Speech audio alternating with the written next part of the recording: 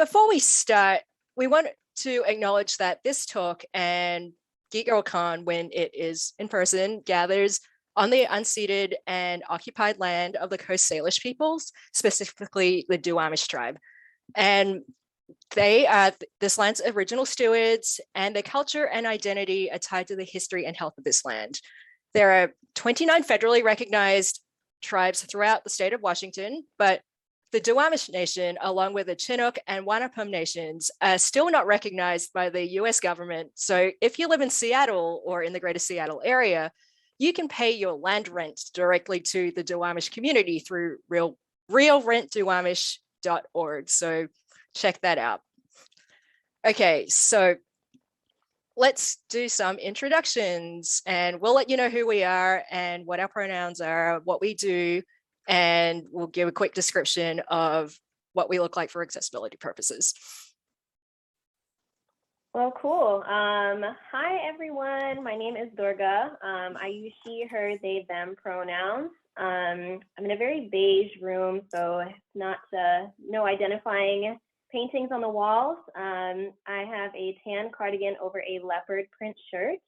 I have black hair, and it is tied in a beautiful ponytail behind my back. Oh, I am a senior software engineer. I work in IT at a robotic tool changing company. I have been in the software engineering space for, I want to say, 5+ years, just because that's kind of when I started my journey with, education and going back to school to start, a new career from what I was doing before. And I actually previously worked at Harebrained Schemes, which is where I met all of these wonderful people you see here today. Yeah, that's me. Hi, I'm Rabecca, she, her pronouns. I have brown hair, killer brown eyebrows. I have a black Harebrained Schemes t-shirt with a yellow logo and a black hoodie.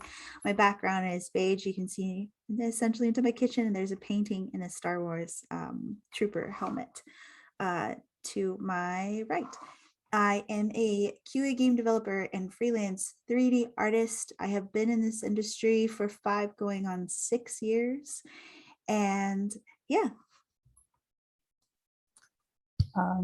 Hello, my name is Tamara Corbett. I have she, her pronouns, sorry. And I am wearing black and gold glasses, and I have a red and blue plaid shirt, and my background is blurred. I am a 3D character artist at Harebrained Schemes, and I've been in the industry for about 3.5 years, on and off, and then, starting at 2018, full on. So yeah, next. Cool. And I'm Dr. JC Lau. You can call me Jo. My pronouns are she, her. And I have black and pink hair and black framed glasses. I'm wearing a light gray sweater with a green necklace with alligators on it. And I am sitting in a room with white walls and orange sparkle lights. And on one side, I have a Totoro furoshiki, which is a Japanese wrapping cloth that's in a frame. And on the other side are some books, a gray and white print thing, and 2 lamps. One is in the shape of a unicorn and one is in the shape of a dumpster fire. So quite fittingly, I am a producer at Harebrained Schemes, where I have been for a little over 3 years now. And at Harebrained, I worked on BattleTech. I'm currently working on an unannounced project. And before that, I was at Bungie, where I worked on Destiny 2 and some of its expansions, and I founded the Bungie Diversity Committee. And so I've been in the industry for about 5.5 years. So that's me. So we're going to talk a little bit about what we do in games and what all our jobs actually mean and what it's like just to be a game developer. But as a quick housekeeping thing, a lot of game development takes place under what are called NDAs, like non-disclosure agreements. So there might be things that we can't talk about in specific terms, like, what projects we're working on, or, what business stuff is going on in games specifically, but we're going to try to do our best just to keep things general and talk about what we can talk about. And if you have questions, we'll take questions at the end. And I also want to drop in a quick content warning. So game dev is a interesting space because it's relatively new compared to other careers, which we can talk about. But it's also a place where you may have heard there are things like harassment happens, toxic work environments happen. And so I do want to make sure that you are aware that we will be talking about some of these things. We will try to preface these with warnings as we bring those up, but it's also totally cool if you need to just like mute us for a second or something as we talk about those. Cool. Okay, so I guess let's start with our origin stories. So what was your path into games and how did you end up doing the things that you currently do?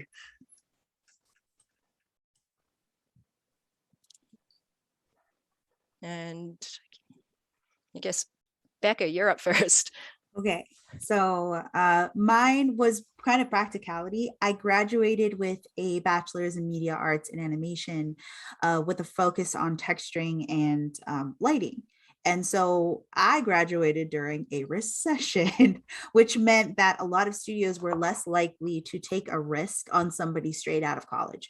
So my best bet, instead of moving to California to find a job, was to get into QA to kind of understand the pipeline. And the thing about QA too is that it is a good career, and it is sort of where I've stayed, and I've been able to, I still do 3D art, but it was something that was something I could do for a long time and still be able to live here in Seattle with my community.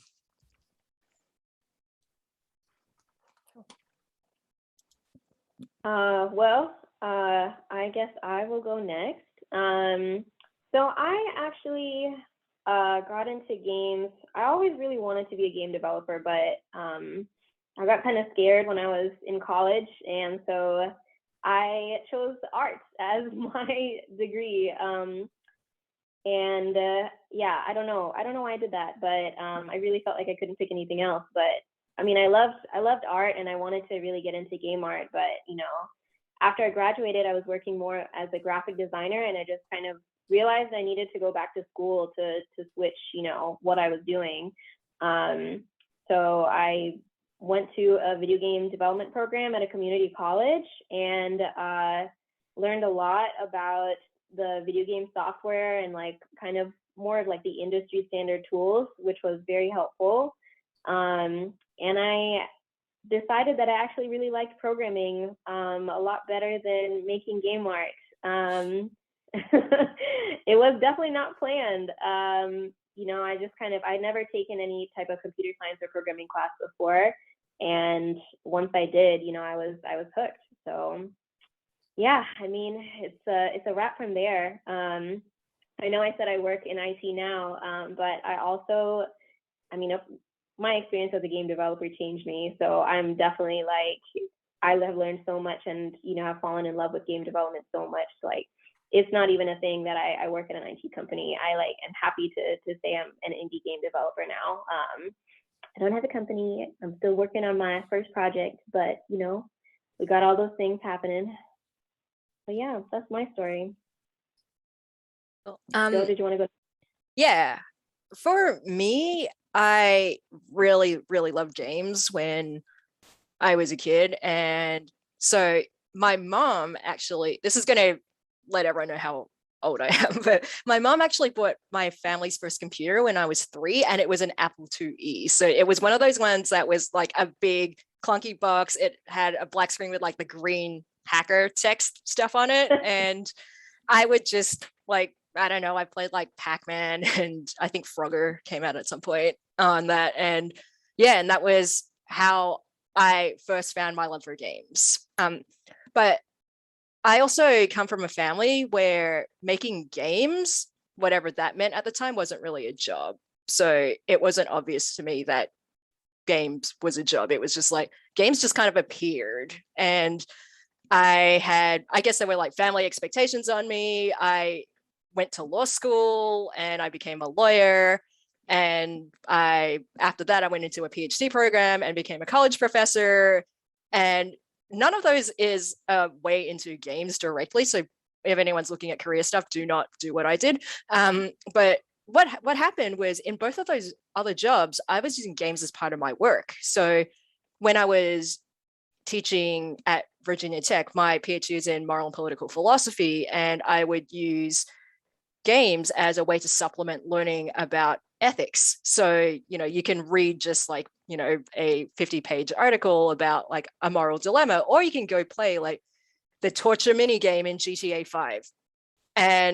Or you can do both, like we did both.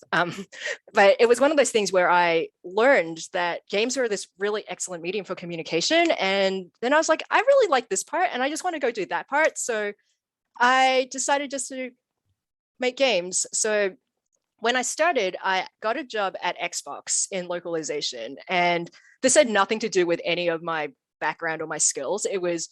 My job was translating from American English into Australian and New Zealand English. And that was where I kind of really learned about the nuts and bolts of game development and stuff like project management and working on a team and communicating and having everyone like work towards a single product, that sort of stuff. And these were skills that I could hone when I went to Bungie and worked on, it was like an 800-person team there. And then later I took those skills to Harebrained. And so that was kind of my path into games. And it's a very indirect path. So again, do not recommend that you necessarily follow that path into games, but I'll talk a little bit later about like the skills that I gained from doing that and how they apply to games as well. But yeah, Tamara. Hey, so no, I've always been playing games since I was 6. I've always liked them, but I never really thought of them as really as a career. But like the reason I wanted to get into like anything like animated was the first Incredibles movie I watched in 2004, and I was just mind blown. I was just like, how do I do that? I want to make characters like that, or I want to animate them. So I was like, okay, I want to work for Disney and Pixar.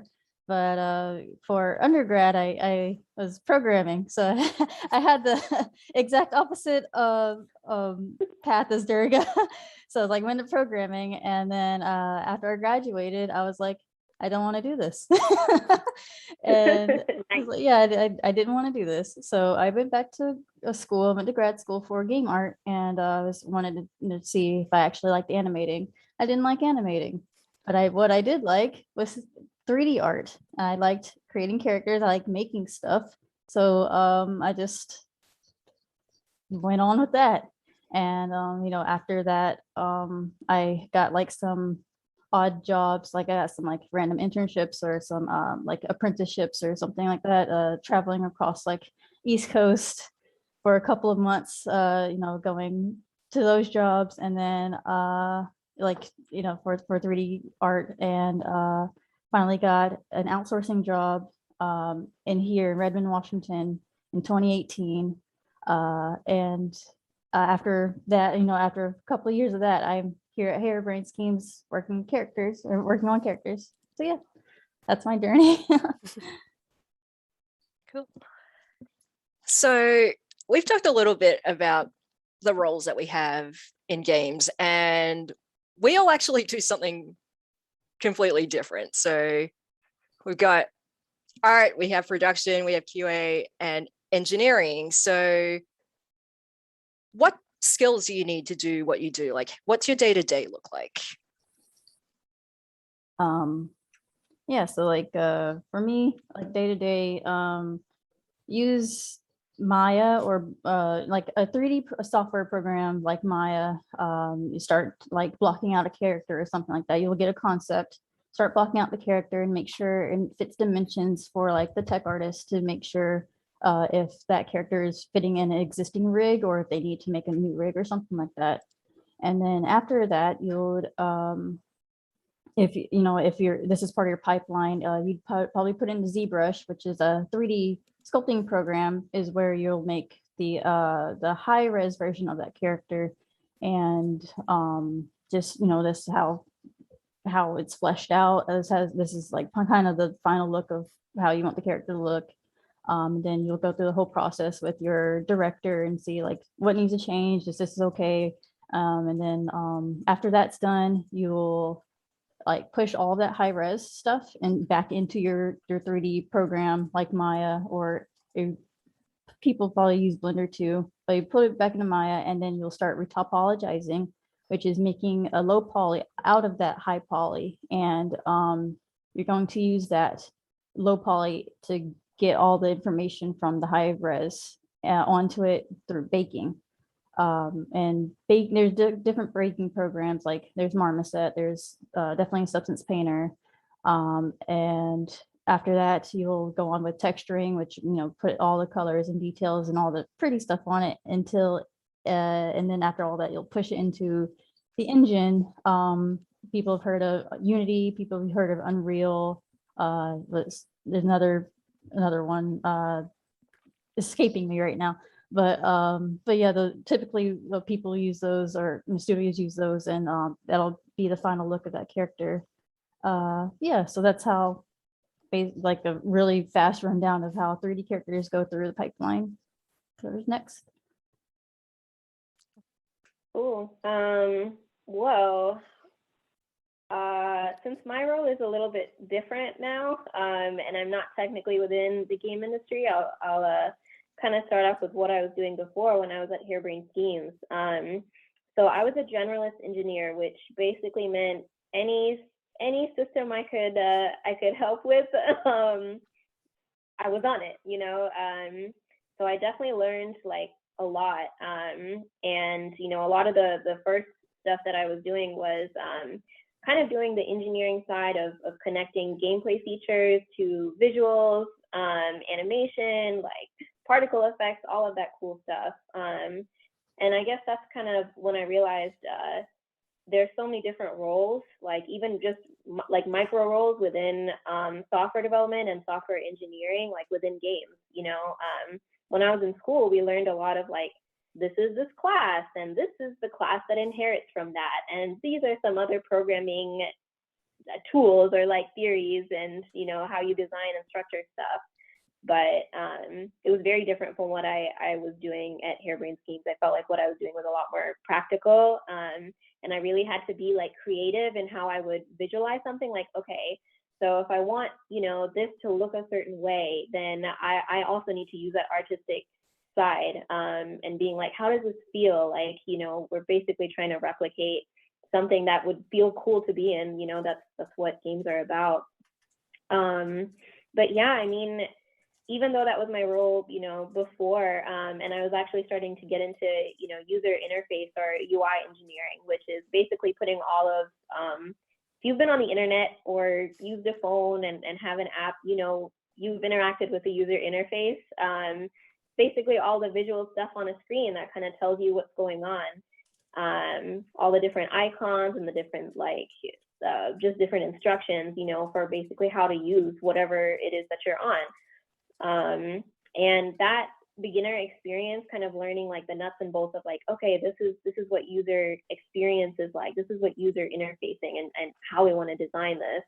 That is actually what gave me and got me, to my role now as a, senior software engineer.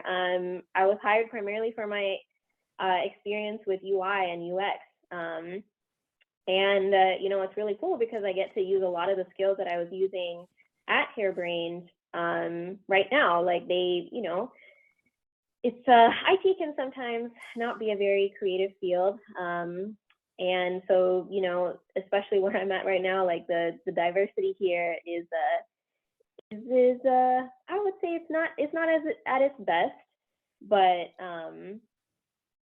yeah, I mean, I've been able to use all of these creative skills that I learned within games. So I basically feel like, whatever skills you have, you can find a way to translate that into a role within game development. Like, yeah, that's my spiel. Yeah, on to Becca. Hey. So QA game testing is far more than just playing the game. It is actually testing the game and writing bugs. So a lot of it is getting a feel for what the game is supposed to look and feel like, sometimes through game design documents, sometimes not. A lot of it is sort of also being able to speak a little bit of engineer. And while I do not necessarily need to code, I still need to have a basic understanding. At other previous jobs, I've had to manually install what's called APKs. Those are the games when you're able to put them on a mobile device. I was also able to install games onto like Apple products, right? Because like for a while they were trying to make Apple games happen. So a lot of my day-to-day looks like checking in with meetings, being able to speak to the designers and engineers about what it is that I'm testing, and pulling those experimental branches, pulling them down, installing them on my device, pulling them up and testing them twice. So I test them personally twice, once as a player and then another as a tester, sort of taking notes of the bugs as I go on. And a bug is basically, it's technically an error in a code, but it's also something that just like really impacts the player experience. So I'm thinking not only for myself, but for the person who this is going into the hands of. So with that being said, I want to make sure that it's playable and that it makes sense.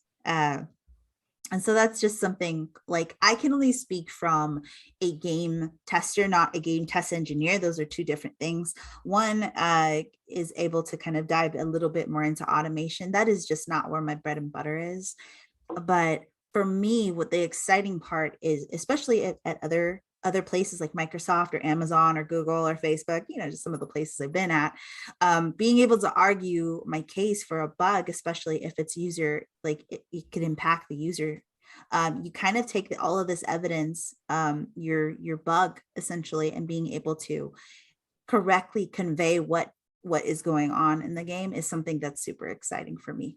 So that's kind of what my day-to-day looks like, but also what my day-to-day had looked like in previous QA positions. And I guess for me, like as a producer, I have no art or programming or design skills.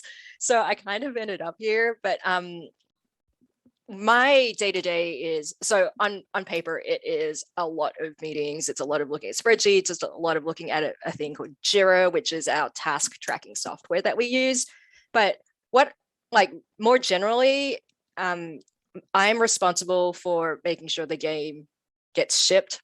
Like, you know, it goes live to the audience. It has to be shipped at quality and on time and under budget. So there's a thing in project management where it's called the iron triangle, where it's like, here are the three parts of it, like, you know, resources and time and budget and like your scope and everything. And you have to make sure that everything fits in the game so you can get the game out the door. So a lot of what I do is planning and like talking to people, doing negotiation about like, you know, if we only have time to do one of these two things, which one do we want? Which one would have the greatest player impact? Which one makes the most sense to do? That sort of stuff. A lot of this is done in spreadsheets. So you have to like Excel to do this, I guess. And there's also a lot of meetings, which is just the time to talk to your team and make sure everyone understands what they're doing and why they're doing it. And part of this is learning to work with a lot of different people and a lot of different personality types to make sure that everyone is working together to make a great game. And this is where it's really interesting because my prior experience as a lawyer and as an academic is actually really relevant to what I do in production, because the main skills you really need are communication and organization and a lot of empathy. And so if you think about how project management works and what it's like to be, for example, a grad student writing a thesis, like writing a thesis is basically a very like complex project. You are managing your time. How many chapters do I need? How much work? Like, you know, what am I talking about in each chapter? And it's very similar to like making a game when you're like, okay, well, what are the game features and how long does each, like, you know, how long should I spend on each feature and how many people do I need to do what piece? And so there's like these analogs from like my planning and organizational experience that work in games. And likewise on the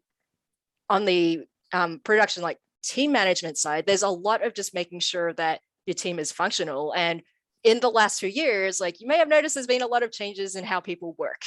So working from home was a huge transition for our company. And a lot of it was making sure people could still function as humans, not just like as an employee, but like, you know, how are you doing as a human being kind of thing. And looking at that through the lens of how is this impacting your work and how is this impacting how we relate to each other. So for me as a producer, a lot of what I was doing when we first moved into work from home and just, you know, we're still trying to make a game, and, you know, where there's a race war going on, there was terrible politics going on, there's a pandemic going on. There's just a lot of it was just making sure that people felt okay to take care of themselves as people before they had to do work as employees.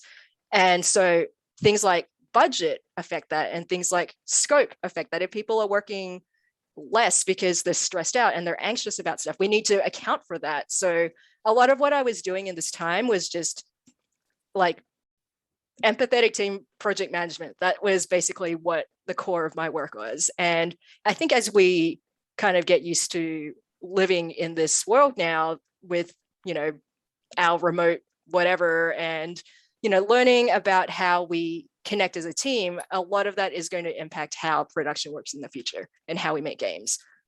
But yeah, it's been really cool just learning that stuff. So yeah. Yeah, so I guess we could also talk about challenges to these roles. So I kind of talked a little bit about working from home and how that's weird, like managing a team from home is very different from managing a team in the office. But what are some other challenges that you've faced in your capacity as a game developer? Oof. Well, I think the reason I like kind of had that reaction of just like oof is like, you know, where do you want to start? I think for us, you know, we kind of represent an intersection of marginalized groups, and so the challenges are more, you know, sometimes. And I think it also depends on where you are and kind of specifically what the company that you're at, the studio that you're working for, the type of culture they have. All of those things can kind of play into, you know, some of the challenges of just what it's like to be us, to be me, you know, in a room. I find myself oftentimes being the only, well, especially now, I am the only woman on my software team, let alone the only brown Indian woman. So, you know, I think that that's impacted some of my conversations. And I think, you know, previously when I was at Harebrained, I really had a lot of imposter syndrome. And for those of you who don't know what imposter syndrome is, it's really sad. It is really difficult. And unfortunately, at least from people I've talked to, sometimes it just doesn't go away, and you kind of constantly have to reassure yourself, like, I belong in this room, like I belong here. I have the experience, I have the skill set to be here.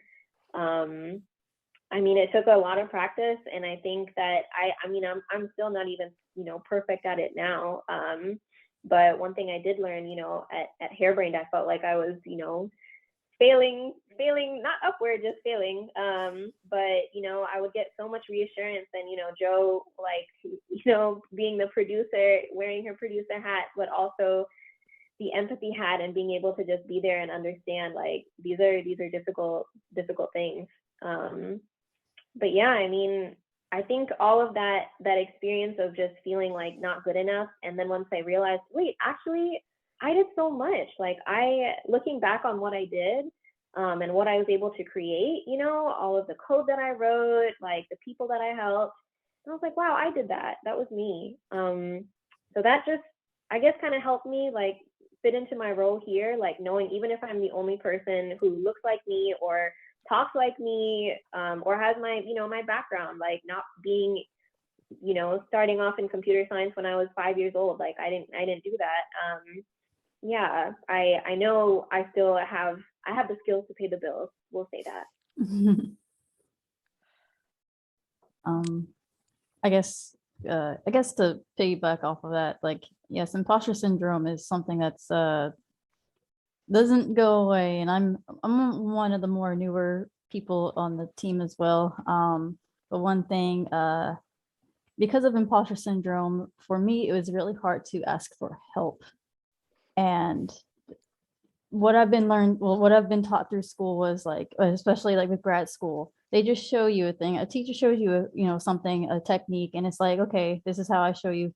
Go do it on your own. And it's like, the teacher has the, office hours, but it's like not long enough. And so it's like a lot of it is teaching yourself. And that's what I've been doing for a long time. And so like when you're in a professional environment, at least for me, I have this notion to prove myself. And so I don't ask for help, and I try and learn on my own, and it just takes a long time. And it's just like, what's wrong with me? why am I not getting this yet? And it just takes a lot of courage to go ahead and ask your art director or your project buddy or whatever. It's just like, how do you do this? And I've been learning this, over the years. It's okay to ask for help. And that imposter syndrome is really bad about, it's like, you should know this already. No, just go ahead and ask for help. It's faster, and there's no shame in that. And everyone benefits. Your team benefits because you learned this faster. You can do this now, So that's part of it. Yeah, that was my thing for that. So go ahead, anyone. So in the very beginning, like one of the challenges of my jobs was there's just straight up no training. And they do that on purpose. Like they kind of expected you to show up and test and then get the heck out of there. So a lot of it was was self-managing, but there's also a lot of gatekeeping, right? Like being taken seriously in game dev is one thing. In QA is a whole nother thing, actually being heard for the work that you do. So I definitely want to echo imposter syndrome, because once you get a foot in the door, that doesn't necessarily mean they always want to keep you in there. And once they hire you, that doesn't always necessarily mean they want to promote you. So that has been one of the challenges, is just proving yourself, because the minute that I walk into that interview, I don't get the benefit of the doubt that I know what I'm talking about. I don't get the devs are like, oh yeah, no, she belongs here. I have to prove, my worth and salt that I've been doing this for a while, because there are people who have been in this industry for 2 years and hold senior level like titles. And for me, I've been in this industry for 5 years, and that is not the same case. Like they're very much sort of treated like we're expected to still hold junior roles. So being taken seriously as a woman, and as a woman in QA game dev, is very, very difficult. Yeah, it's also interesting you mentioned 5 years, Becca, because the average game dev lifespan is 5 years. And this was like a few years ago, like there was a study that was done on this. So I don't know if that's changed now. I suspect it has, but remember when we talk about the average game dev lifespan, we're talking about the average career lifespan for what is generally a cishet white man. So it's lower if you are a woman, it's lower if you're a person of color, it's lower if you're at the intersections of a bunch of marginalizations. So 5 years is like a giant achievement to get to this point, because like for the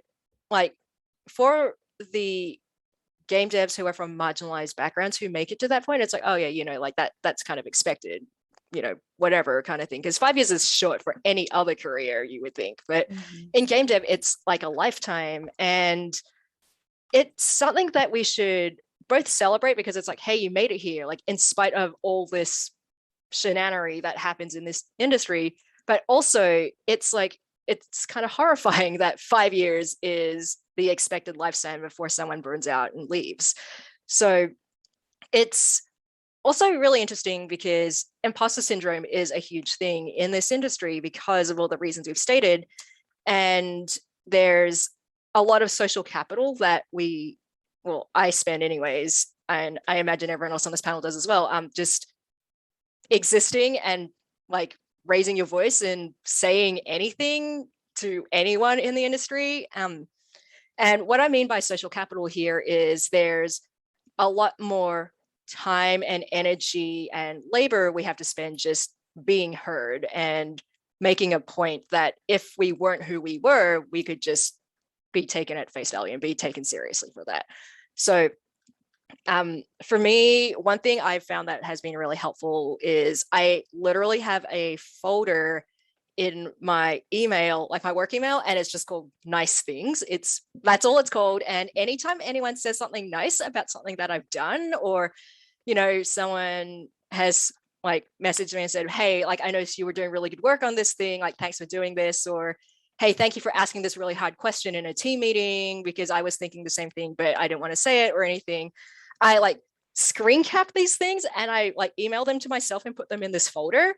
And I know it sounds really like, okay, whatever, you're sending pictures of like screen caps to yourself, but it's been really, really helpful mentally for me just to like, when I do feel like I have imposter syndrome, I can look through this and be like, hey, I actually did some really good stuff. And hey, like, look at the impact I have had on other people on my team. And it's been just it's just been a real game changer for how I approach my work, because I don't have to feel afraid of speaking up because I know someone will benefit from it because someone has benefited from it before, or I don't have to be afraid to challenge the game director about, like, you know, if he makes a decision that I'm like, hey, this is going to impact the rest of the teams, because it's that advocacy thing that I've learned and I've been able to apply and someone has noticed it. So yeah, I don't know if any of you out there also have imposter syndrome, but I highly recommend doing something as simple as just making this folder and just remembering to put stuff in it, because it's been great.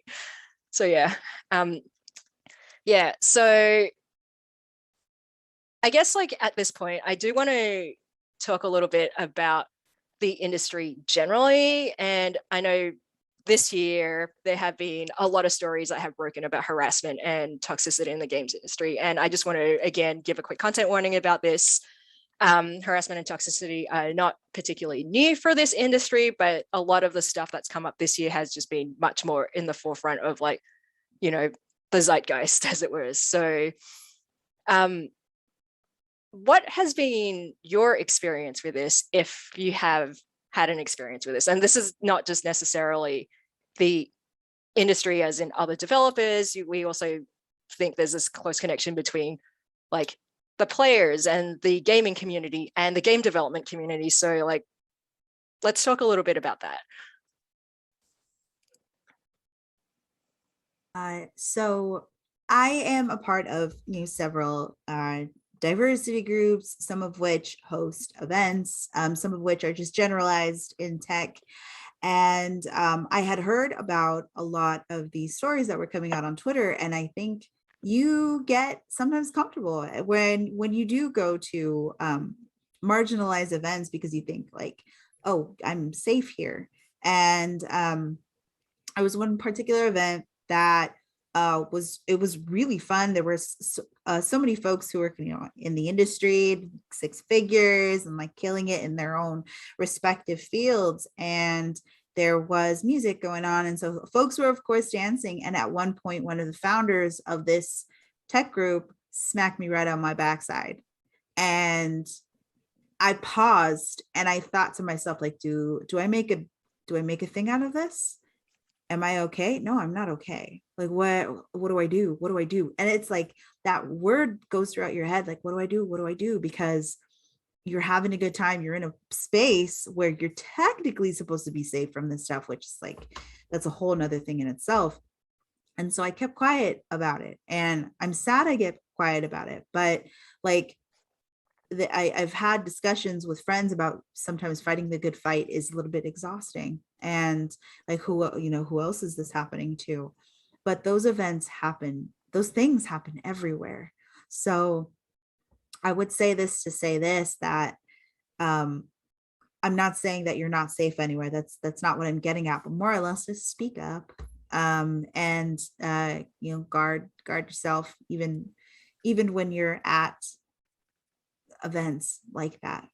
It happened to me, and I'm okay.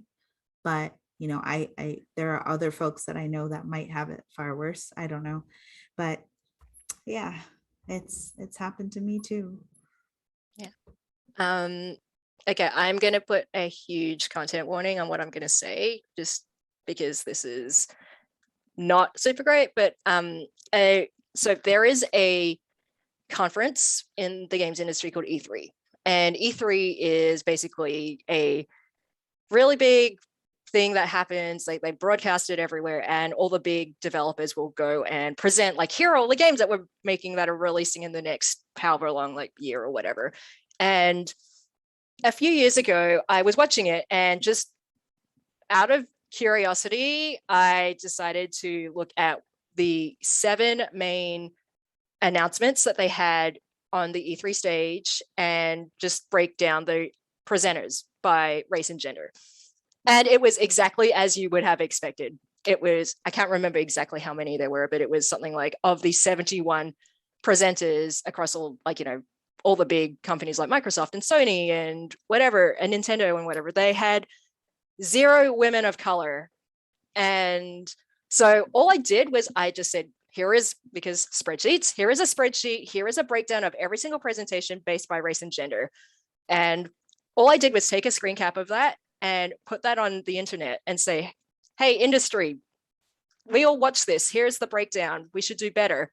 And as a result of that, I got rape and death threats just from random people on the internet, like just people trying to find out where I lived so that they could whatever. And just that is, and again, huge content thing. Like, I'm not saying this is everyone's experience, but this is some people's experience in the industry. So it's something that does happen. You learn to do things to protect yourself, like, like make your like login secure and that sort of stuff. You do learn how to, like, safety, as Becca said, is a huge thing in this, and just learning how to take care of yourself is really important.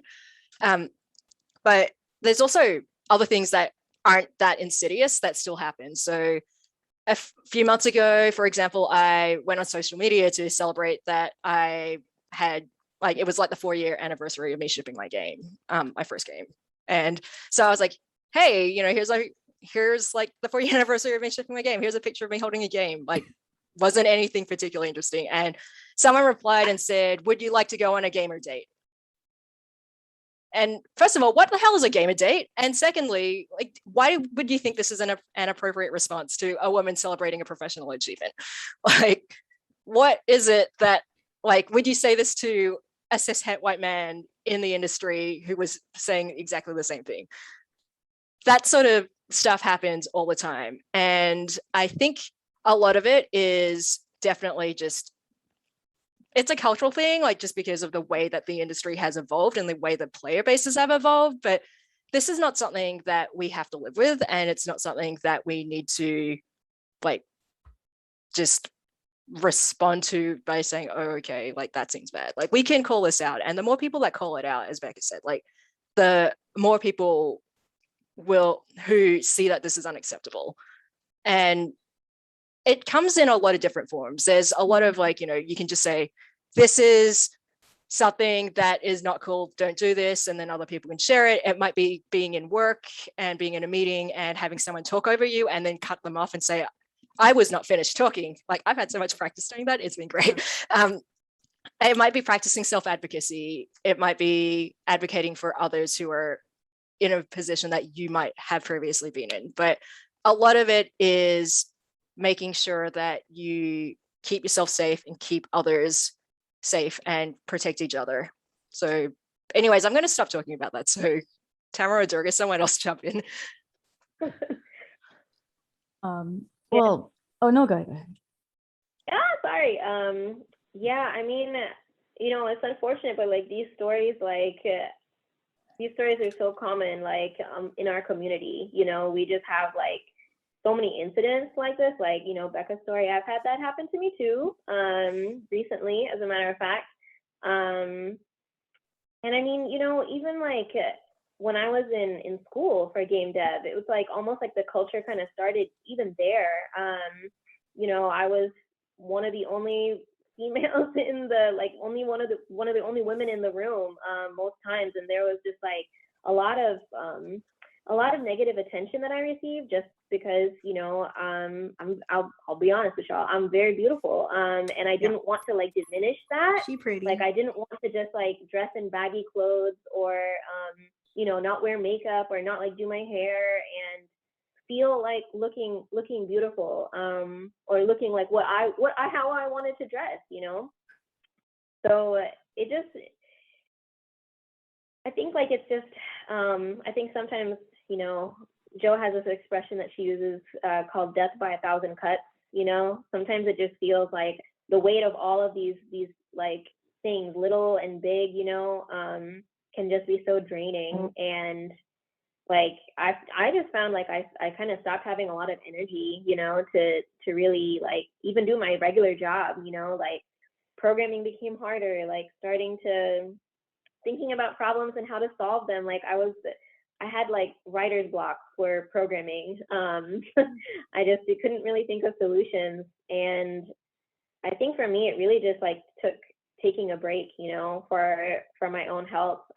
Earlier this year, I had kind of, a mental health crisis and had to take time off from work. And, it was triggered by a lot of different things. But yeah, I mean, being in games, this stuff kind of adds up, and it's, I think it's a journey. I think what Jo said, really like making a community for yourself, like making sure that, you have someone to reach out to. It doesn't, even if it's just one person, like you have that one trusted person that you can like reach out to, that you can vent to, that is going to hear you. I mean, I'm really lucky at my current role. My manager is incredible. He's a man. But I found that he's been very, very sympathetic to kind of the different struggles that women in tech, women in STEM, women in, all of these fields face. And it's been like really reassuring to have him as like, be my mentor and be my sponsor in the room, like be someone who will like stop, like he will cut someone else off if he noticed that they spoke over me. Like that's kind of the initiative that he takes. And it's like really, really, really helpful. I think someone had a question about tips for staying safe when speaking up and resources for self-advocacy. I don't know. Someone else want to take that one?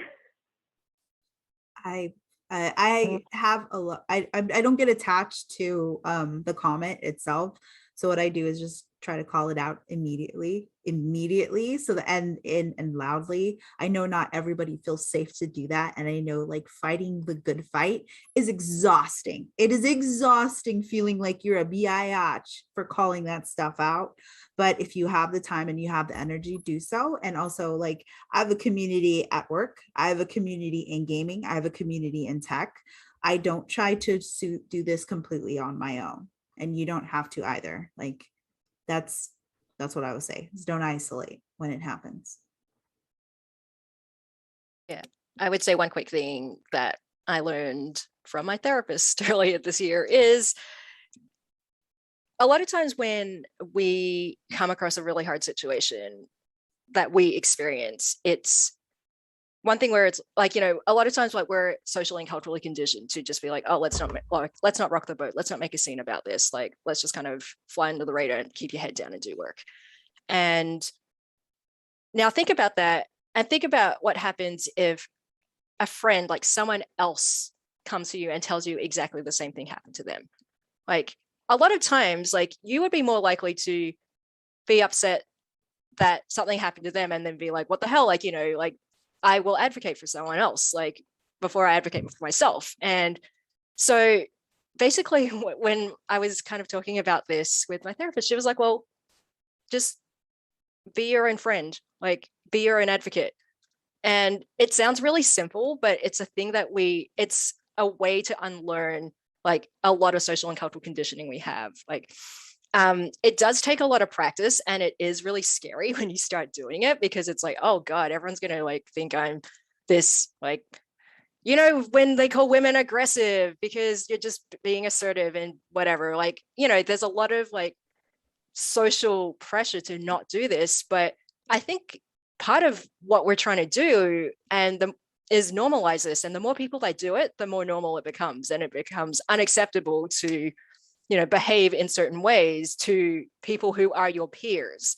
And all we're doing is we're just trying to enforce that. But it does take more than one person to do it. It does take I know it takes a village. So find your communities and advocate for yourself, advocate for each other. There are a lot of good like psych resources out there. So I'm happy to like drop some in like Twitter or like in a stream or something after. But a lot of it is just starting with like these kind of informal things like finding your community and finding people who you want to advocate for and who will want to advocate for you and go from there. But yeah, so let's change the tone a little bit in here. So why do you stay in games? Like we just talked about all this like crappy stuff that happens, and yet we're still here and we're all kind of over that statistical, like, you know, people like, you know, your career lifespan thing. So why are we still here? Like, Tamara, why are you here? Oh, where am I here? Well, no, I really like games and I really like this industry and I like the direction that you know, games are going into now, especially with like character design, since like I'm, you know, of course I'm into the art side, but like looking at all of these, you know, Black characters coming out in these games, like I still need to play Deathloop, but goodness gracious, I love the character designs in there.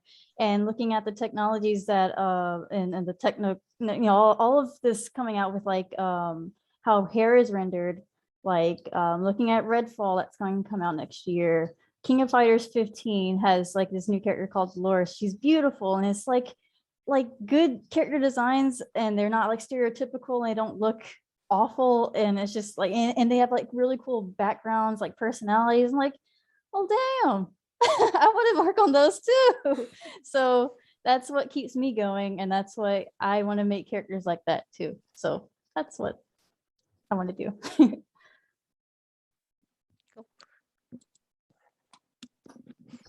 um So I'm here because I'm one, I want to give my cat a good life. But two, I was on a panel with it was women in STEM, right? And I was surrounded by like literal rocket scientists and engineers. I was the only Latina on that panel. And after that panel, a Mexican woman and her daughter came up to me and said how much it meant to them that I had been on that panel and they had never seen another Latina talk about gaming, and that her daughter loved games. I do it for hopefully there'll be more and more girls like that look like me that want to get to gaming, and especially for those who don't see themselves in it just yet. I'm seeing the change. I want to see more of the change, and I know that I'm staying here because you know we all have ambitions to kind of create our own games or do like a bigger, badder project, what have you. I stay because it has become more than just a passion. It's just definitely something that I love to do. I love being here. I'm not over it. I'm not sick of it. And if you see me at GDC, you'll see me just as excited as I was day one. So that's why I'm still here.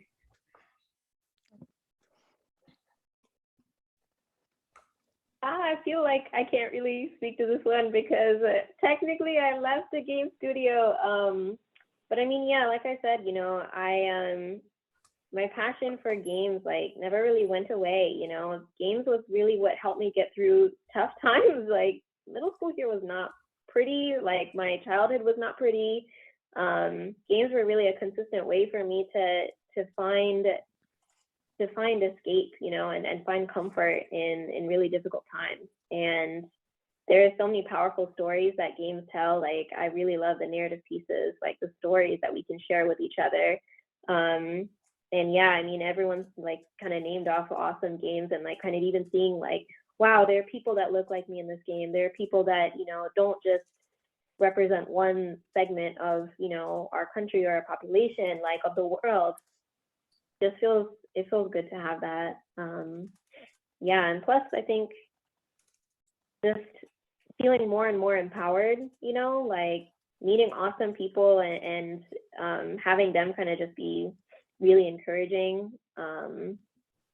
Yeah, it's yeah, I don't know. That's why I've stayed in the sense that, you know, I'm excited to build my own stuff. I'm excited to go at the pace that's comfortable for me. It's exciting to be part of this still. Cool. Okay, so very, very, very quickly, let's do a lightning round on some of the questions from the chat. So, okay, we have a question about any tips for students who are interested in working in games? Yeah, Durga. Oh my gosh, yes. All right. If you're working, if you're a student, make a good strategy for how you want to network with people. I felt like I didn't really have a plan. Like, I was learning all of the skills that I needed to when I was in school, but like being in the industry and being in game dev is so different than just knowing what it is that you're going to be doing. Like, there's a lot of like these soft skills, like learning how to communicate, learning how to be comfortable and kind of understand the culture of games. I felt like that was something that was really difficult for me, just because I don't know, I felt like I didn't really fit in with a lot of the groups that I was in. So it took me a while to kind of get comfortable with that. Yes, network away. I mean, networking is how I got my in. So, and actually I was at Geek Girl Con last year. Shout out to Joe's panel last year. That's what gave me my connect. You know, I came up and talked to Joe and to one of the other panelists, and yeah, just kept in touch. Okay, jumping in on this one. All right, do it now. So there are so many free applications right now. I think Game Maker is a free one. Unreal, I think, is free. Blender, I believe, is free. Also, if you like a video game, follow them on Twitter and either report the bugs directly to them or just straight up talk to them. Like, that's a way for you to get in, because those social media managers also then talk to the engineers and design people. So if you know your stuff, that's a good way to get a job. Yeah, Tamara. Okay. So if you're an art student or anything like that, create a portfolio. That is basically what any recruiter is going to look at. And if you're going to be an environment artist, make an environment artist portfolio. What they want to see is what you're trying to go for. Like, it's nice to be a jack of all trades, but they want to see what you're really good at. And if they see like a whole spread of like, I do characters, I do VFX, and like that's cool and all, but it's like, what do you really want to focus on? And if they don't see a real focus, they're not going to call you back. So I'm going to plus one everything that's been said, but also one very quick thing that I would like to add is that game dev is one of those places where you will try a lot of times and then you will fail a lot of times. So, like, be persistent. This applies to when you're looking for jobs. It applies to when you are trying to make a game and stuff doesn't work the way that you want it to or whatever. So be like, it applies to networking. Like, you might just want to talk to someone and they don't have time for you, but keep trying. Like, these are things that really, like, a lot of us being here is a combination of persistence and luck and being in the right place at the right time, but also because we're awesome and we have tons of skills. So if you're a student, like, keep practicing, keep trying. I also highly recommend, if you have time for it, like, do some game jams. So a game jam is a very small project you usually make a team for. It's, a lot of them are like 48 hours long or whatever. You can do them over a weekend, and you just make a tiny game, like with a 15-second game loop or whatever. But it teaches you a lot of soft skills as well. So you have to learn how to work in its team. You have to learn how to, like, manage your own project. You have to learn how to communicate with a bunch of people who might be working in different areas. It also lets you practice a lot of different skills. Like, you might do art on one and narrative on another and programming on another one. But keep practicing and keep trying. Like, that is probably the most important piece of advice I can give anyone at any stage of a game career. So yeah, cool. Okay, so another question. If you could go back in time and tell yourself one piece of advice for your gaming career, what would you say? Keep applying. You're going to get a whole lot of rejections. cry about it, that's okay. Big Fish said no to me 3 times. That's 3 full interview loops. They said no to me. Them suckers is 6 hours long. And go straight for it. Like apply even if you don't meet every single skill set, because most most men will apply even if they only meet 3 of the like criteria. Apply anyway. Do it. Go straight to it.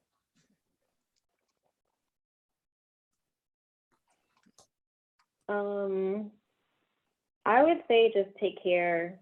Like if I could go back and speak to myself, I would say take care of yourself. I spent like a lot of energy like grinding and pushing, like, okay, I really need to like show everything I got. And because, you know, that's kind of the nature of what it is. I think Becca kind of alluded to that before. But yeah, you know, self-care is so important. And, you know, your gaming career is just that. It's a career. You know, make sure to take care of all of the other parts of you. Whether that's like, you know, your social life, your personal life, like make sure you keep all of that and keep all of the everything in perspective. Yeah.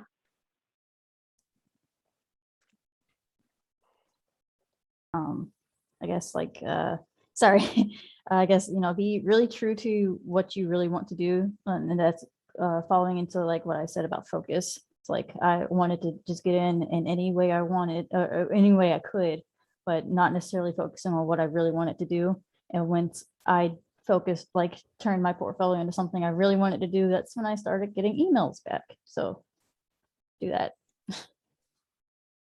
Yeah, I think mine would also be something similar. It's also know your worth. Like it has taken me a really long time to know what to like, how much I can contribute to a studio and to a project. And don't be afraid to ask for that. Like, and this is like, you know, if you feel like you're being underpaid, like talk about that with people. Like, don't feel like you need to just sit there and deal with stuff. Like, this is how we change the face of the industry. And it's not that this is new. Like, we have always been in the industry this whole time. And it's just now people see us.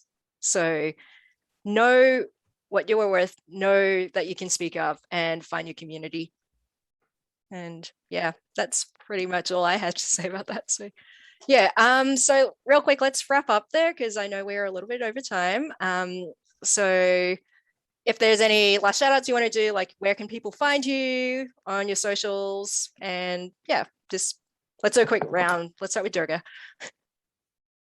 Okay, well, you can find me on LinkedIn if you type in my name as it's spelled here, DurgaSivamani.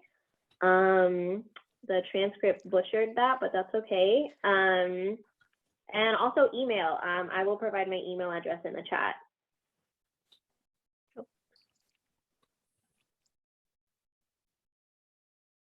Becca?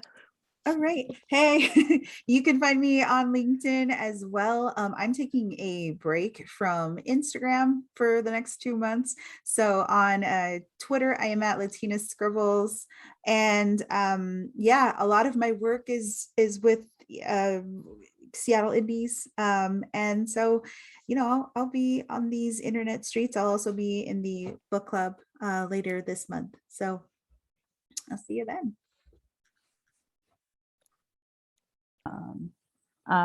On Twitter, you can find me at @IntTruthArt. I just want to follow me there. But if you have like specific questions about 3D art, you can also find me on LinkedIn. Just, you know, use my name. It should have like me in a green shirt and the icon. So yeah, go ahead. Cool. And I'm Dr. JC Lau at like on LinkedIn and on Twitter. So that's just DRJCLAU. So you can find me there. And I'm always happy to talk to people about career stuff, or if you're looking for mentoring or any of that stuff, I'm happy to help you with that or connect you to someone that can. So yeah, and that's pretty much it. So thank you everyone for coming to this and listening to our stories and what we do in games. And yeah, have a great rest of your Sunday. Thanks everyone. Yeah, thank you. Bye. Bye.